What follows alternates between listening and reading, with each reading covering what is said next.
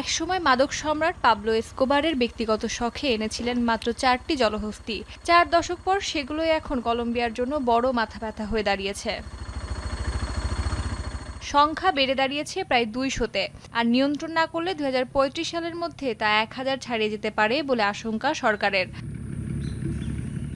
এই পরিস্থিতিতে 80টি জলহস্তিকে মেরে ফেলার পরিকল্পনা নিয়েছে কলম্বিয়া সরকার, আর এই সিদ্ধান্ত ঘিরেই শুরু হয়েছে বিতর্ক।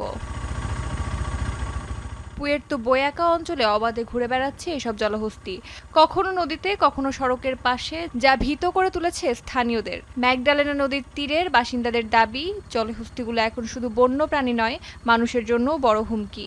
নদীতে মাছ ধরতে যাওয়া, শিশুদের গোসল, এমনকি সড়ক চলাচলও ঝুঁকিপূর্ণ হয়ে উঠেছে। প্রাণীদের বাঁচার অধিকার আছে, কিন্তু যখন মানুষের নিরাপত্তার প্রশ্ন আসে তখন কঠিন সিদ্ধান্ত নিতেই হয়। তবে প্রাণী অধিকার কর্মী ও পরিবেশবাদীদের অবস্থান ভিন্ন। তাদের দাবি, হত্যা নয়, সমাধান হতে হবে বিকল্প পথে। বন্ধ্যাকরণ, পুনর্বাসন কিংবা অন্য দেশে স্থানান্তরের মতো উপায় নিয়েই ভাবার আহ্বান তাদের।